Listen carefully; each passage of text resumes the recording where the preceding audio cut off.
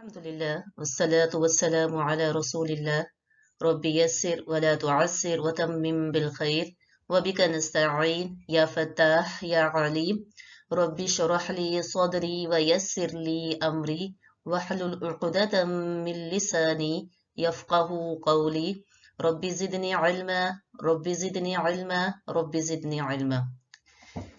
बिस्मिल्लाहिर्रहमानिर्रहीम। जी, आज का सबक हम शुरू करते हैं अल्लाह के नाम के साथ, अल्लाह की तौफीक के साथ। आज हम शुरू करेंगे अजान के बारे में। इंशाअल्लाह आज हम पढ़ेंगे अजान और वुजू की दुआओं के बारे में। अजान का आगाज देखें, इस्लाम एक ऐसा पीसफुल मजहब है कि इसमें हर चीज का जो आगाज होता है ना, शुरुआत जिसे कहते हैं ना, बिगिनिंग, वो बड़ी कमाल की होती है, और उसका इख्तिताम और एंडिंग जो होती है वो भी बड़ी कमाल की होती है। तो हम अपनी अजान का आगाज कहाँ से करते हैं? अल्लाहु अकबर, अल्लाहु अकबर, यानी हम अल्लाह की बरतरी और अपनी कमतरी का एतराफ करते हैं। हम ये नहीं कहते कि अजान देने लगे हैं, मैं नमाज पढ़ने लगा हूं तो मैं बड़ी हो गई हूं। नहीं, अल्लाहु अकबर, अल्लाह अज़्ज़वजल सबसे बड़े हैं। अल्लाहु अकबर, अल्लाह अज़्ज़वजल सबसे बड़े हैं। अल्लाह का मुकाबला किसी से नहीं किया जा सकता। अल्लाहु अकबर का मतलब क्या बनता है? अल्लाहु अकबर मिन कुल्ली शै, कि अल्लाह हर चीज से बड़े हैं, क्योंकि हर चीज उसी की बनाई हुई है। अल्लाह कुव्वत में, शान में, इज्जत में, मर्तबे में और तमाम अच्छी सिफात में सबसे बड़े हैं, सबसे बड़े हैं। तो अब आप अल्लाह के बारे में जितना ज्यादा इल्म हासिल करेंगे, उतना ही आपके दिल से तारीफ निकलेगी। आपको पता चलेगा कि आप अल्लाह को जितना अजीम शान समझ रहे थे, वो उससे भी कई गुना बड़ा है। फजर की अजान सुनकर अगर मैं सोती रहती हूँ तो मैंने किसको बड़ा माना है? किसकी बात सुनी है? अल्लाह की या नफ्स की? कहते हैं कि अगर आप अपनी नींद के साथ जंग में हार गए तो जिंदगी में उस दिन आप किसी भी फील्ड में कामयाब नहीं हो सकते। अगर आप सुबह की नमाज के लिए नहीं उठ सकते, एक नींद के साथ अपना जो है मुकाबला नहीं कर सकते, नींद आप पर गालिब है, तो आप उस दिन, जो आपका दिन होगा, वो किसी भी फील्ड में आप जाएं, वो दिन आपका जो है नाकामी वाला होगा, वो कामयाब नहीं हो सकता। और अगर आप सुबह की नींद से जंग जीत ली तो वो दिन आपका क्या हो जाएगा? कामयाब रहेगा। तो दुआ है कि अल्लाह मुझे अपनी जिंदगी में आपको बड़ा मानने की तौफीक दे, यानी अपने नफ्स, खानदान या लोगों के बजाय तेरी बातों को मानने और अमल करने की तौफीक दे। यानी ये दुआ भी करनी चाहिए कि तेरे अलावा मैं किसी को भी बड़ा ना मानूं, तेरे अलावा मैं किसी को भी बड़ा ना मानूं। अब है अशहदु अल्ला इलाहा इल्लल्लाह। अशहदु, मैं गवाही देता हूँ, आई बियर विटनेस, अन, अशहदु अन, ये के, दैट, ला इलाहा, ला नहीं है, इलाह, कोई भी माबूद, देयर इज नो गॉड, कोई भी खुदा नहीं है, इल्लल्लाह, एक्सेप्ट ऑफ अल्लाह, सिवाय अल्लाह के। कि मैं इस बात की गवाही देता हूँ या देती हूँ कि अल्लाह के अलावा कोई भी खुदा या माबूद नहीं है। अब हमें सबक क्या मिलते हैं इस वाले सेंटेंस से, कलमे से? कहते हैं अल्लाह के तीन अहम माना है। अल्लाह has three important meanings. Number एक, जिसकी पूजा या परस्तिश की जाए। क्या मतलब? कि जिसकी वर्शिप की जाए, वो शुड बी वर्शिप। जो जरूरतों को पूरा करे, to meet the need of. जिसका हुक्म माना जाए, विच शुड बी ओबे, कि जिसकी हम क्या करें? अताअत करें। मैं शहादत देती हूँ मेरी बातें, मेरा घर, मेरा ऑफिस, मेरा गर्ज की हर एक अमल ये बता रहा है कि मैं अल्लाह से सबसे ज्यादा मोहब्बत करने वाली हूँ। I testify that my words, my house, my office, that every action is telling me that I am the most loving Allah. कि उसको खालिक, मालिक, रब मानती हूँ, सारी कायनात का हाकिम मानती हूँ, इसकी इबादत और अताअत करती हूँ, उसी से मदद मांगती हूँ और उसी पर भरोसा करती हूँ। ये मेरा अल्लाह के साथ ताल्लुक है। और इसी ताल्लुक को जो है इजहार में हम कहते हैं इय्याका नअबुदु व इय्याका नस्तईन। ऐ अल्लाह, हम तेरी ही इबादत करते हैं और तुझसे ही क्या करते हैं? मदद मांगते हैं। तो जिंदगी के हर एक पहलू में उसके कानून पर चलती हूँ। نہ کہ اپنی مرضی پر اور نہ خواہشات پر۔ اصل میں یہ بڑی کامیابی ہے، بہت بڑی کامیابی ہے۔ اگر آپ ان چیزوں کی یا جو آپ کو بیان کی گئی ہیں ان کی ایک پریکٹیکل پکچر دیکھنا چاہتے ہیں تو نبی کریم صلی اللہ علیہ وسلم کی لائف دیکھیں۔ حضرت عائشہ رضی اللہ عنہ فرماتی ہیں ایک سوال کے جواب میں کہ ان سے آپ صلی اللہ علیہ وسلم کے کریکٹر کے بارے میں، ان کی وے آف لائف کے بارے میں پوچھا گیا تو آپ نے جواب دیا کان خلقہ القرآن، کہ ان کا جو اخلاق ہے، ان کی جو لائف سٹائل ہے، وہ کریکٹر ہے، وہ کیا تھا؟ قرآن تھا۔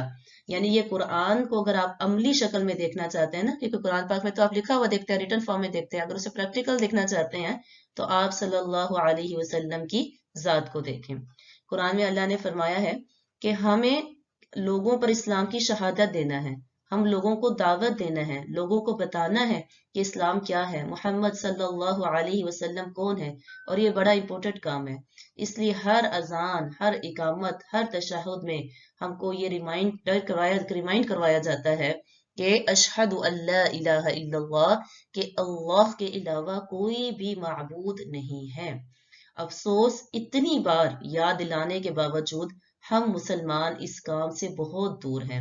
ہم دعا کرتے ہیں اللہ سے کہ ہمیں اس پر عمل کرنے کی توفیق دے۔ ایک پوائنٹ کی بات ہے کہ آپ میں سے ہر ایک شخص یہ جانتا ہے کہ گاڑی جو کار ہے وہ کہاں بنتی ہے؟ گیرج میں اور فیکٹریز وغیرہ میں یہ بنتی ہیں۔ یہ گاڑیاں وغیرہ، کارز وغیرہ جو ہوتی ہیں وہ کہاں بنتی ہیں؟ گیرج میں بنتی ہیں یا فیکٹریز جو بھی ہوتی ہیں وہاں بنتی ہیں۔ لیکن چلتی کہاں پہ ہے؟ روڈ پر، ایسے ہی ہے۔ اور ہر سال آپ کو پتا ہے کہ اس گاڑی کی کیا ہوتی ہے؟ ایم او ٹی کروانے کی ضرورت پڑتی ہے۔ ہر سال ایسے ہوتا ہے نا کہ ہمیں ہر سال کے بعد اپنی گاڑی کی ایم او ٹی کروانی پڑتی ہے، سروس وغیرہ کروانی پڑتی ہے۔ تو اس کے لیے گاڑی پھر دوبارہ کہاں جاتی ہے؟ گیرج میں جاتی ہے۔ بنتی بھی گیرج میں ہے لیکن چلتی کہاں پر ہے؟ روڈز پر ہے۔ اور ہر سال جب آپ کو اس کی سروس کروانی پڑتی ہے تو آپ دوبارہ سے اس کو کہاں ڈالتے ہیں؟ گیرج میں بھیج دیتے ہیں۔ اسی طرح آپ کا اور میرا ایمان بنتا ہے مسجد میں، مدارس میں، دین والی کلاسز میں، ٹھیک ہے؟ جتنی بھی دین والی کلاسز ہو سکتی ہیں، مدارس، مساجد، وہاں پہ ہمارا ایمان بنتا ہے۔ لیکن اس کا جو ٹیسٹ ہے نا وہ گھر میں، سوسائٹی میں، ٹاؤن میں، آفس میں، معاشرت میں ہوتا ہے۔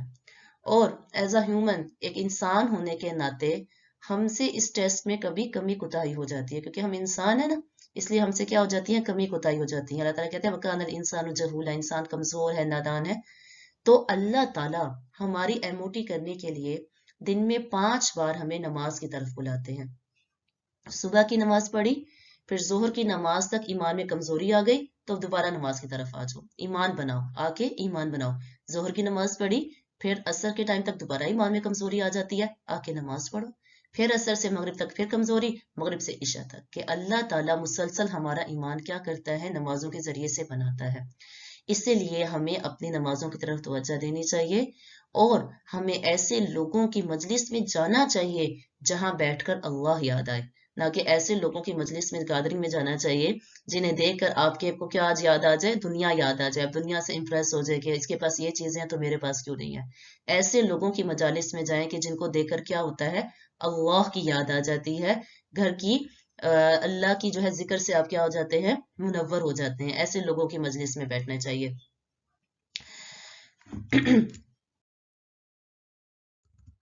اب آپ نے کیا کرنا ہے؟ تصور، دعا اور احساس کے ساتھ اس کو پڑھنا ہے اور آگے پہنچانا ہے، ٹھیک ہے؟ آگے اشہد ان محمد رسول اللہ، اشہد میں گواہی دیتا ہوں، I bear witness، کس چیز کی؟ انا بے شک، یا یہ کہ یہاں پہ کہ مطلب ہے اس کا دھاٹ، محمد رسول اللہ، اللہ کے رسول ہے، ٹھیک ہے؟ میں اس بات کی گواہی دیتا ہوں کہ محمد اللہ کے کیا ہے؟ رسول ہے۔ محمد کا کیا مطلب ہے؟ دیکھیں ہم نے قرآن پاک سورۃ الفاتحہ کے بالکل شروع میں پڑھا تھا الحمدللہ رب العالمین۔ حمد کا مطلب ہم نے کیا پڑھا تھا؟ پریز پڑھا تھا نا، تعریف پڑھا تھا۔ تو محمد کا مطلب ہے جس کی سب سے زیادہ تعریف کی جائے، صلی اللہ علیہ وسلم، کہ جس کی سب سے زیادہ تعریف کی جائے اس کا مطلب کیا ہوتا ہے؟ محمد۔ تو نبی کریم صلی اللہ علیہ وسلم نے فرمایا سب سے زیادہ بخیل وہ شخص ہے کہ جس کے سامنے میرا ذکر ہو اور وہ میرے پر درود نہ پڑے۔ تو جتنا احسان آپ صلی اللہ علیہ وسلم کا ہمارے اوپر ہے اتنا ہمارے والدین کا بھی نہیں ہے. تو ہمیں اپنی جان سے زیادہ عزیز نبی کو جانے اور ہمیں ان سے سچی اور پکی محبت کرنی ہے. قرآن کریم میں اللہ تعالیٰ نے بہت جگہ ارشاد فرمایا. سورۃ محمد میں اللہ تعالیٰ ارشاد فرماتے ہیں یا ایھا الذین آمنوا اطیعوا اللہ واطیعوا الرسول ولا تبطلوا اعمالکم. اے ایمان والو تم اللہ کی اطاعت کرو اور اللہ کے رسول کی اطاعت کرو. اگر تم ایسے نہیں کرو گے نا ولا تبطلوا اعمالکم تمہارے اعمال ضائع کر دیے جائیں گے. اگر تم نبی کی اطاعت نہیں کرو گے تو تمہارے اعمال سارے کے سارے وہ ضائع کر دیے جائیں گے.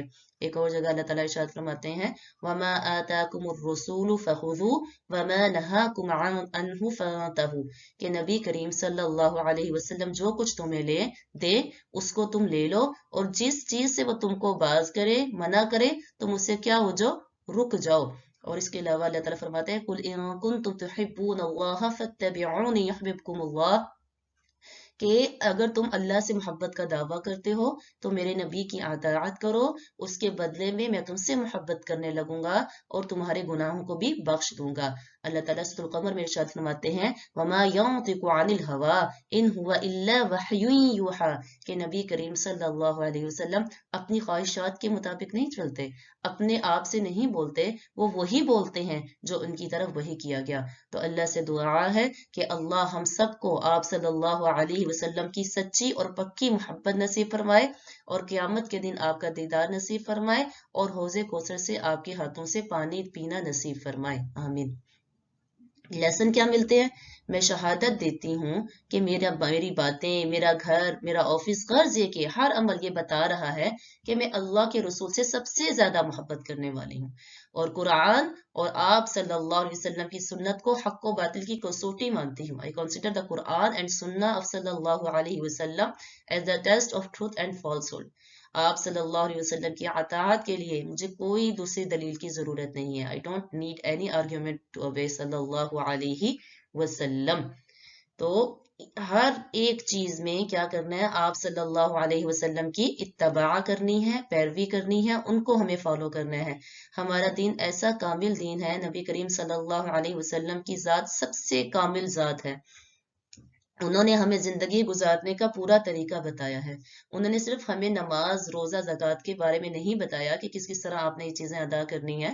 انہوں نے ہمیں ہر ایک غرض یہ کہ کھانا کھانے کا بھی طریقہ بتایا کہ آپ نے کھانا کس ہاتھ سے کھانا ہے کھانا کھانے سے پہلے کیا پڑھنا ہے کھانا کھانے کی طرح بیٹھنا کیسے ہے اور کس طرح سارے آداب سکھائے ہیں. اسی طرح آپ صلی اللہ علیہ وسلم نے ہمیں باتھ روم میں بیت الخلاء میں جانے کے جو ہے پورے آداب بتائے ہیں کہ سر کو ڈھانپ کر بایاں پاؤں پہلے رکھ کر دعائیں نکلتے وقت کی دعائیں جاتے وقت کی دعائیں. غرض یہ کہ ہماری زندگی کے ہر اسپیکٹ میں آپ صلی اللہ علیہ وسلم نے ہمیں بھرپور کیا ہے گائیڈ کیا ہے. تو ہمیں ایسے لوگوں کی مجالس میں جانا چاہیے ایسے لوگوں کے ساتھ بیٹھنا چاہیے کہ جنہیں دیکھ کر ہمیں اللہ اور اس کے رسول کی کیا آئے یاد آئے. دیکھیں کتنے لوگ ایسے ہوتے ہیں کہ جیسے آپ لوگ اگر اکٹھے بیٹھے ہو آپ کہتے ہیں نا کہ یہ تو اتنا زیادہ اپنے ہسبینڈ کا ذکر کرتی ہے کہ ہر وقت اس کے جو ہے دیکھ کر ہی جو ہے اس کو ہسبینڈ کی پڑی رہتی ہے یا بچوں کو جو ہے اسے دیکھ کر جو ہے صرف اپنے بچوں کی یاد آتی ہے اس کے علاوہ کسی اور کی اس کی بات ہی نہیں نکلتی. تو اسی طرح ہمیں جو ہے ہر وقت ہمارے عمل سے ہمارے اٹھنے سے بیٹھنے سے لوگوں کو جو ہے اللہ کی یاد آئے کہ ہمیں دیکھ کر لوگ کیا کہیں کہ اللہ اور رسول کی یاد کو کیا کریں تازہ کریں. ہمیں ان لوگوں میں سے بننا ہے.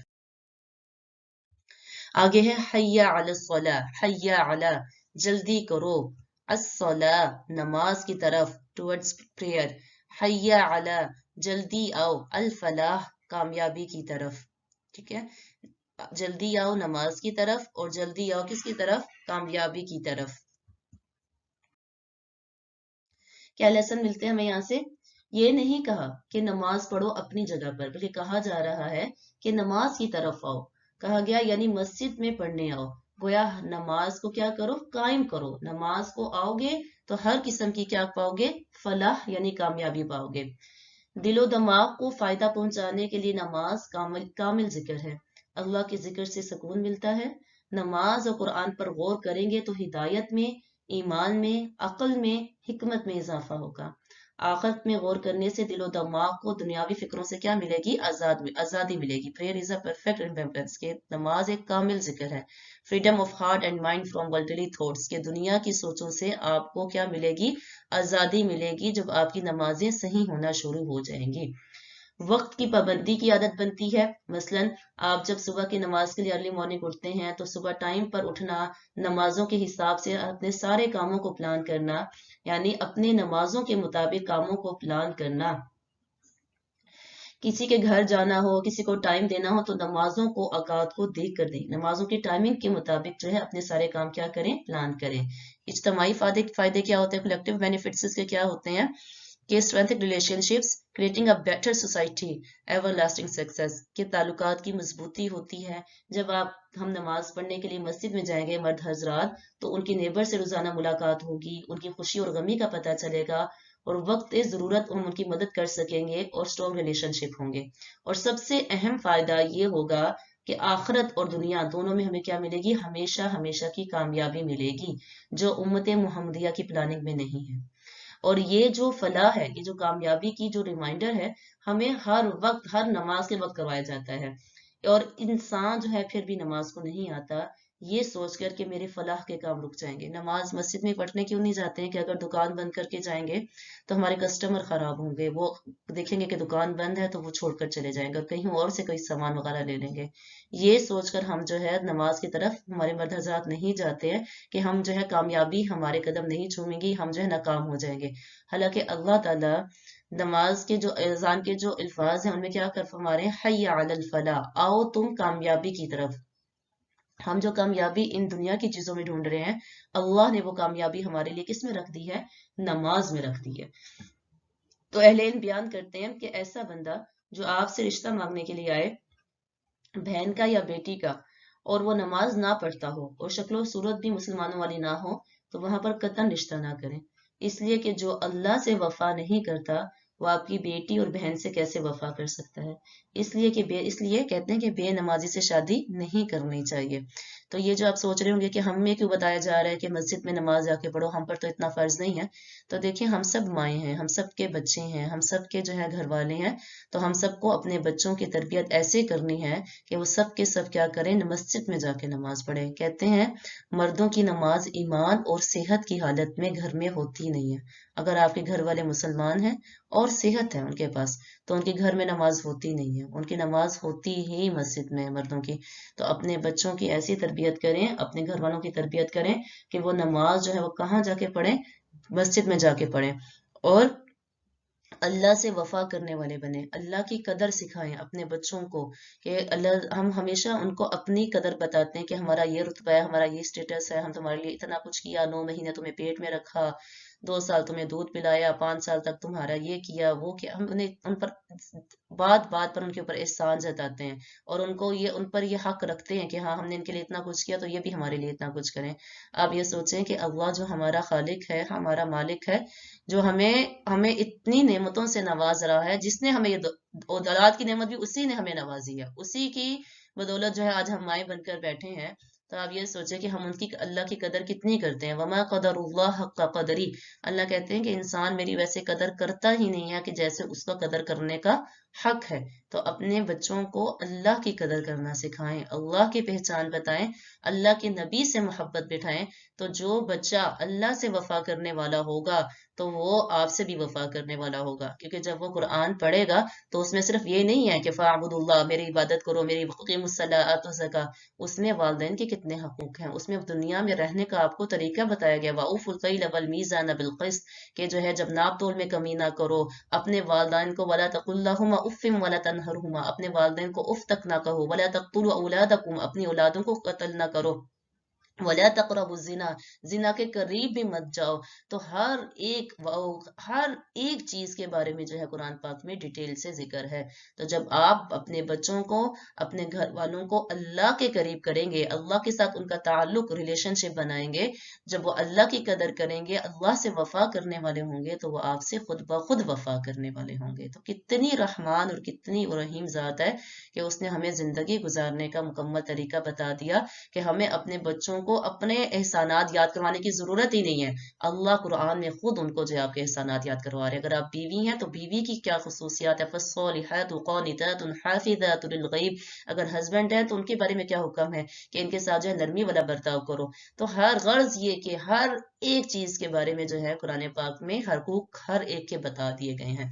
تو ہمیں بتانے کی ضرورت نہیں ہے اگر ہم اللہ کے ساتھ اپنے بچوں کا تعلق رکھیں گے تو. اینڈ میں دوبارہ اللہ اکبر، اللہ اکبر، آخر میں وہی کلمات کہ جن سے اذان شروع ہوئی تھی، مگر یہاں پر اس بات کا اعلان کیا جا رہا ہے کہ اس کی بڑائی کو مانتے ہوئے، اللہ کو بڑا مانتے ہوئے آ جاؤ، نماز کی طرف آ جاؤ. اگر تم نہیں بھی آؤ گے تو بھی اللہ اپنی جگہ بہت بڑا ہے. تمہارے آنے یا نہ آنے سے اس کی بڑائی میں کوئی اثر نہیں ہوگا، بلکہ تم اپنا ہی نقصان کر کے بیٹھو گے. جبکہ اس کی پکار پر اگر تم لبیک کہو گے تو تمہیں دنیا اور آخرت دونوں میں کیا ملے گی؟ فلاح ملے گی، کامیابی ملے گی. آگے ہے لا الہ الا اللہ، لا نہیں ہے، there is no الہ کوئی معبود any god الا سوائے اللہ اللہ کے، اللہ کے علاوہ کوئی بھی معبود نہیں ہے. لا الہ الا اللہ محمد الرسول اللہ. اتنے یہ جو کلمہ ہے اس کو جو ہے دیکھ کر اپنی موت کو یاد رکھیں. جس کا آخری کلمہ لا الہ الا اللہ ہوگا وہ جنت میں داخل ہوگا. کہتے ہیں قریب الموت شخص کے پاس انووک the لا الہ الا اللہ of dying person، کہ کوئی بندہ جب مرنے والا ہو تو اس کو لا الہ الا اللہ کی تلقین کریں. کہتے ہیں ایک ڈاکٹر تھا، ایمرجنسی میں کام کرتا تھا، اور ایک کسی عرب ملک میں جو ہے نا وہ سروس کرتا تھا. اس نے بتایا کہ اس نے اپنی سروس کے دوران تقریباً 10 سے 12 لوگوں کو اپنے سامنے مرتے ہوئے دیکھا ہے، اور ان میں سے صرف 1 یا 2 لوگوں نے کلمہ پڑھا ہے. ایک لڑکی جس کا ایکسیڈنٹ ہو گیا تھا، جب وہ لایا گیا اس کو ہاسپٹلز میں اور اسے لا الہ الا اللہ پڑھنے کی تلقین کی گئی کیونکہ بالکل آخری ٹائم تھا، تو اس نے کوئی جواب نہیں دیا، اور کچھ دیر بعد ہلکی آواز میں گانا گانا شروع کر دیا اور پھر مر گئی. اللہ پاک معاف کرے. تو اگر اللہ کا ذکر زبان پہ رہے گا تو مرتے وقت کلمہ نصیب ہوگا. تو اگر آپ چاہتے ہیں کہ مرتے وقت کلمہ نصیب ہو تو اس کلمہ طیبہ پر اپنی زندگی گزارنا شروع کر دیں. پڑھنا بھی ہے، زیادہ سے زیادہ ذکر میں بھی لانا ہے، لیکن کلمہ پہ کیا کرنی ہے؟ ہمیں اپنی زندگی گزارنی ہے، اس لا الہ الا اللہ پر اپنی زندگی گزارنی ہے. کیونکہ جو موت جو ہوتی ہے نا وہ خلاصہ ہوتی ہے آپ کی زندگی کا، سمرائز جیسے کہتے ہیں نا وہ ہوتی ہے.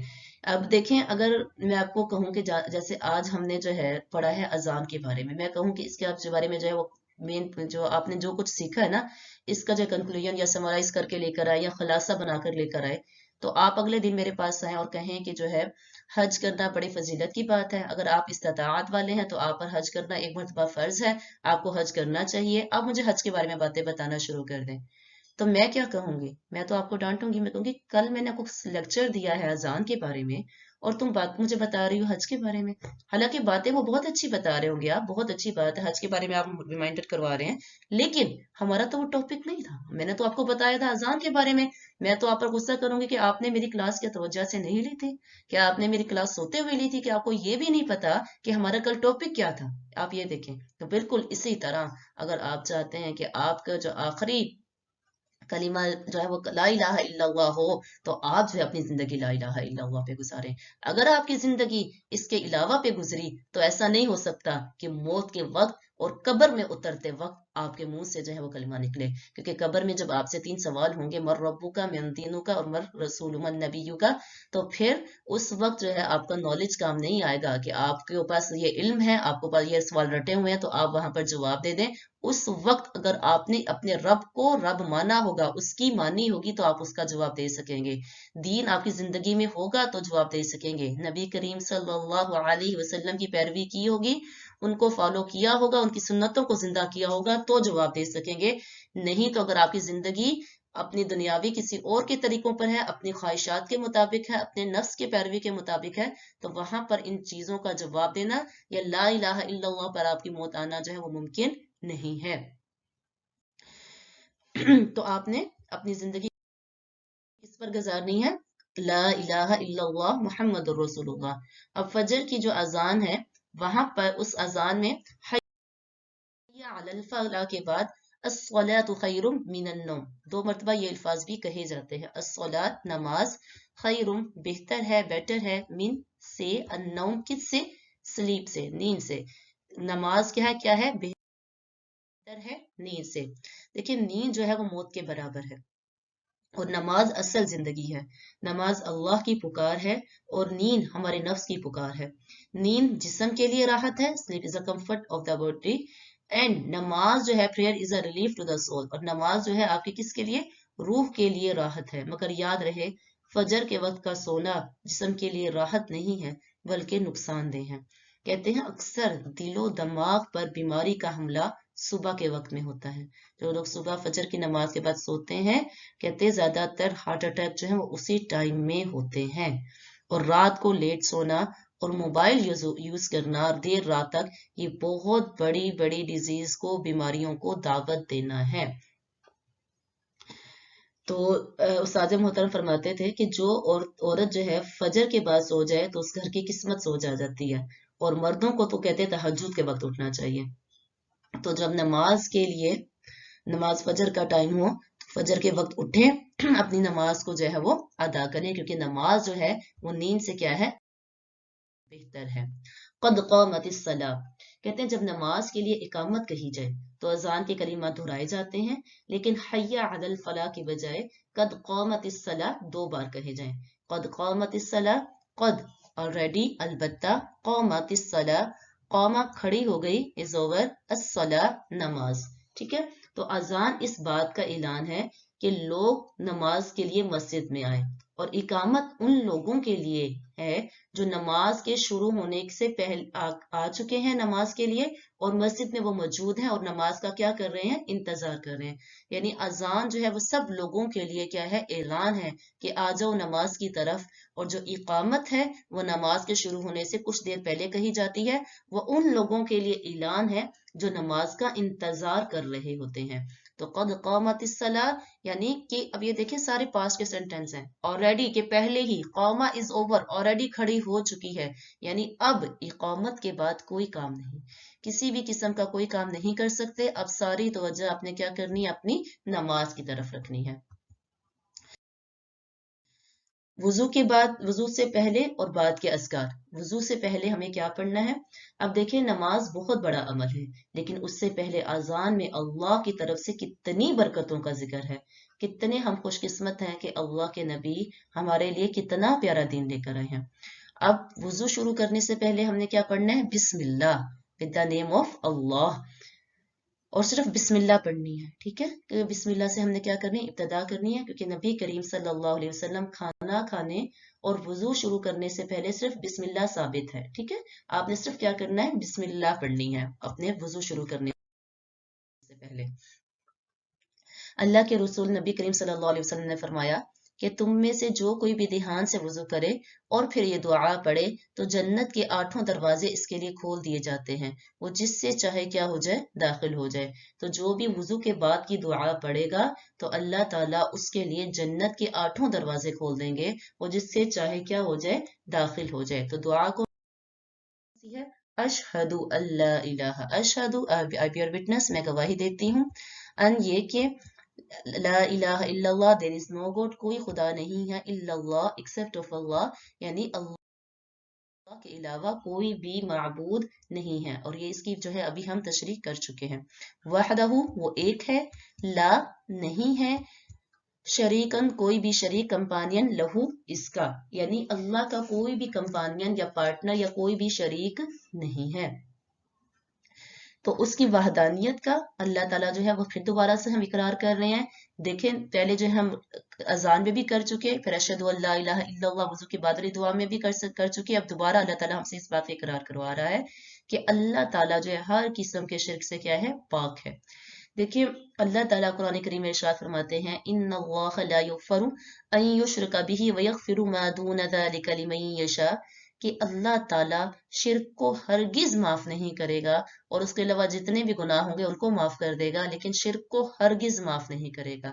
तो जिस बंदे की जो मौत है अगर वो शिर्क पर होगी तो इसकी माफी नहीं है। ہاں البتہ اگر آپ سے زندگی میں جہالت سے یا نادانی سے یا غلطی سے کوئی شرک ہو گیا اور بعد میں آپ نے توبہ استغفار کر لی تو اللہ تعالیٰ بخشنے والا مہربان ہے. لیکن اگر آپ کی موت شرک پر آ گئی تو اللہ تعالیٰ کہتے ہیں کہ میں مشرک کو معاف نہیں کرتا. ایک حدیث کا مفہوم ہے، اللہ نے نبی کریم صلی اللہ علیہ وسلم سے فرمایا کہ آپ کی امت کو ہم ایک اعزاز دیں گے، جو شرک نہ کرنے کی ہمیں گارنٹی دے گا یہ وہ شرک نہ کرے. اس کے بعد وہ آسمان اور زمین کے درمیان جو سپیس ہے، پتہ کتنی سپیس ہے، 500 سال جتنا فاصلہ ہے، اس کے گناہوں سے بھر کر لے آئے تو میں معاف کر دوں گا اور مجھے ذرا بھی پرواہ نہیں ہوگی. کس وجہ سے؟ یہ کلمہ پڑھنے کی برکت کی وجہ سے. لیکن شرط کیا ہے کہ آپ نے اپنی زندگی میں شرک نہ کیا ہو. تو 3 گناہوں سے بچے رہیں. بہت امید ہے کہ اللہ آپ کے باقی گناہ کیا کر دیں گے، معاف فرما دیں گے. 3 گناہ کون سے ہیں؟ شرک، یہ حقوق اللہ سے متعلق ہے، اس سے بچانا چاہیے آپ کو. بدعات، نبی کے سنت کے خلاف جتنی بھی نئی چیزیں جو خود ایجاد کر لی ہیں ہم لوگوں نے، ان سے بچنا چاہیے. نمبر 3 معاملات، یعنی لوگوں کے جانی مالی اور جو ہے ان کی عزت کا ہمیں احترام کرنا ہے، ان میں کوئی نقصان نہیں کرنا. اگر آپ ان 3 گناہوں سے بچتے رہے تو اللہ تعالیٰ باقی صغیرہ گناہ کیا کر دیں گے، معاف فرما دیں گے. ہمارے استاذ محترم نے ایک ہمیں واقعہ سنایا تھا، تو اس صدقہ جاریہ سمجھ کے آپ سب کو بھی سنا رہی ہوں. وہ بولتے ہیں کہ چھوٹی عید کا ٹائم تھا، میں نماز پڑھانے کے لیے جا رہا تھا، کشمیر میں تھا، نماز پڑھانے کے لیے جا رہا تھا، ایک بازار سے گزر ہوا تو گاڑی میں تھے اپنی، تو ایک بابا جی کھڑے ہوئے تھے سفید کپڑوں میں اور بڑے ہی خوبصورت بابا جی. کہتے ہیں کہ بیٹا، گاڑی روکنے کا اشارہ کیا، روکی. بولتے ہیں بیٹا مجھے تھوڑا آگے چھوڑ دو گے؟ تو ہمارے استاذ محترم نے فرمایا کہ جی ہاں میں چھوڑ دوں گا. تو وہ کہتے ہیں میں بڑا پریشان ہوا کہ اس ٹائم یہاں پر تو کوئی بھی نہیں ہے، تو یہ بابا جی سب لوگ اپنے گھروں میں عید کی تیاری کر رہے ہیں، یہ اتنے خوبصورت بابا جی کہاں سے آئے ہیں؟ تو وہ بابا جی کہنے لگے، بیٹھے ہوئے تھے، کہنے لگے بیٹا میں تمہیں نصیحت کروں؟ انہوں نے ہمارے استاد محترم نے فرمایا جی ہاں کریں. تو انہوں نے کہا کہ میں تمہیں 4 باتوں کی نصیحت کرتا ہوں. وہ 4 باتیں کون سی تھی؟ نمبر 1، کسی کے ساتھ ظلم نہ کرنا. نمبر 2، بے حیائی نہ کرنا، جو کہ آج کل بہت زیادہ کامن ہو چکی ہے. ہم سب بھی اس کا کیا ہو رہے ہیں، کہیں نہ کہیں ہم سب اس کا ارتکاب کرتے ہیں، بے حیائی کا. تو بے حیائی کے کاموں سے بچے، جتنے بھی بے حیائی کے کام ہیں ان سب سے ہمیں کیا کرنا ہے، بچنا ہے، حیا دار بنے. نمبر 3، سورۃ الفاتحہ کا اہتمام کریں، زیادہ سے زیادہ سورۃ الفاتحہ پڑھیں. نمبر 4، کوئی بھی پریشانی آئے تو قرآن کھول لینا ہے. کوئی بھی کسی بھی قسم کی پریشانی آئے گی تو آپ نے ادھر ادھر جو ہے وویلا نہیں کرنا، شور نہیں کرنا، ہم نے کیا کرنا ہے، قرآن کھول دینا ہے. کہتے ہیں ان 4 باتوں کی انہوں نے ہمیں نصیحت کی، اور نصیحت کرنے کے بعد انہوں نے کہا کہ گاڑی روکیں. تو ہمارے استاد محترم فرماتے ہیں کہ آپ مجھے بتائیں آپ نے کہاں جانا ہے، میں آپ کو وہیں چھوڑ دیتا ہوں. انہوں نے بولا کہ نہیں بس بیٹا یہیں اتار دو. اتار دیا اور اس کے بعد وہ جو ہے جیسے غائب سے نہیں ہو جاتے وہ ہو گئے. وہ بولتے ہیں کہ میں گھر آیا، گھر آ کے واقعہ سنایا تو وہ کہتے ہیں میں اس جگہ پہ سب لوگوں کو جانتا ہوں، تو وہ وہاں کے نہیں تھے. تو یہ من جانب اللہ جسے کہتے ہیں، من جانب اللہ، ایک اللہ کی طرف سے ایک معاملہ ہوا تھا ان کے ساتھ. تو یہ دیکھیں یہ 4 کام ہیں، کسی کے ساتھ ظلم نہیں کرنا، بے حیائی نہیں کرنی، سورۃ الفاتحہ کا زیادہ سے زیادہ اہتمام کرنا ہے، اور کوئی بھی پریشانی آئے آپ کو تو آپ نے وبیلا نہیں کرنا، ایک دوسرے کو بلیم نہیں دینا، بلکہ کیا کرنا ہے، قرآن پاک کھول دینا ہے. ٹھیک ہے، تو یہ 4 کام آپ نے کرنے ہیں. آگے ہیں اشہدو، میں گواہی دیتا ہوں، آئی بیئر وٹنس، انا کہ یہ کہ بے شک، دیٹ محمد عبدہ، اس کے بندے ہیں اور اس کے کیا ہیں، رسول ہیں. تو آپ صلی اللہ علیہ وسلم کی جو محبت ہے وہ ہمارے ایمان کا کیا ہے، جز ہے، ہمارے ایمان کا حصہ ہے. عبد جو ہے، بندے کا جو لفظ ہے یہاں پہ ہے نا، آپ اس کے بندے ہیں. یہ زیادہ پچھلی امتوں نے کیا کیا تھا، پچھلی امتوں کے جتنے بھی نیک لوگ تھے وہ اپنے نبیوں کو انہوں نے اللہ کا یا خدا کا بیٹا قرار دیا تھا، یا انہیں کو خدا ہی بنا دیا تھا. ٹھیک ہے، تو یہاں پہ نبی کریم صلی اللہ علیہ وسلم کا حقیقی سٹیٹس بیان فرمایا گیا، اور اس پر اس کو ہر مومن روزانہ ہر نماز میں شہادت دیتا ہے کہ آپ کیا ہیں، اللہ کے بندے ہیں اور اس کے کیا ہیں، رسول ہیں. تو ہم سب کو اللہ نے بنایا ہے، اور اس دنیا کی ہر چیز بھی اسی نے بنائی ہے، اور آپ صلی اللہ علیہ وسلم ان کے سچے بندے ہیں. ٹھیک ہے، سب سے بہترین عبد یعنی سب سے بہترین جو بندے ہیں وہ نبی کریم صلی اللہ علیہ وسلم ہے.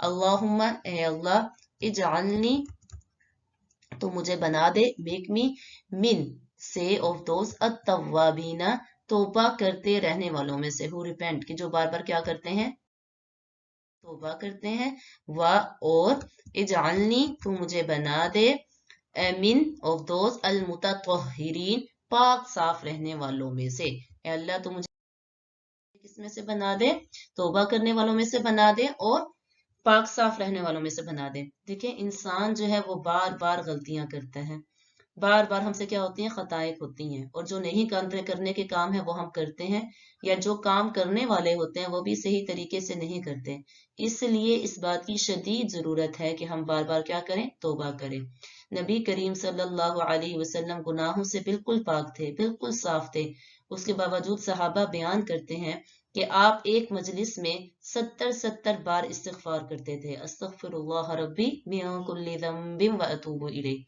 نماز کے بعد جیسے ہی نماز ختم ہوتی ہے تو ہم کیا کہتے ہیں اللہ اکبر استغفر اللہ استغفر اللہ استغفر اللہ ہم 3 بار یہ کہتے ہیں کہ اللہ تو بہت بڑا ہے کہ اس نے یہ نماز پڑھنے کی توفیق مجھے دی اور میں نے اس طرح نماز نہیں پڑھی جیسا اس کا حق تھا اس لیے استغفار دیکھیں نماز پڑھ رہے ہیں کوئی برا کام تو نہیں کر رہے اس کے باوجود جیسے ہی نماز ختم ہو فوراً استغفار کس چیز کے لیے کہ اللہ جس طرح یہ نماز پڑھنے کا حق تھا مجھ سے وہ ادا نہیں ہوا تو استغفار ایک کامل عبادت ہے لازمی نہیں ہے کہ یہ گناہ کے بعد ہی استغفار کیا جائے جتنے لوگ باعمل ہوتے ہیں وہ اتنا ہی استغفار کرتے ہیں اور جتنے کمزور ہوتے ہیں وہ سوچتے رہتے ہیں گناہ کے بعد استغفار کریں گے اور کچھ تو ایسے بھی ہوتے ہیں ہم جیسے کہ جو گناہوں کے بعد بھی استغفار نہیں کرتے تو استغفر اللہ ربی من کل ذنب واتوب الیہ اس کا زیادہ سے زیادہ اہتمام کرنا چاہیے زیادہ سے زیادہ پڑھنا چاہیے اس کے بہت زیادہ فوائد ہیں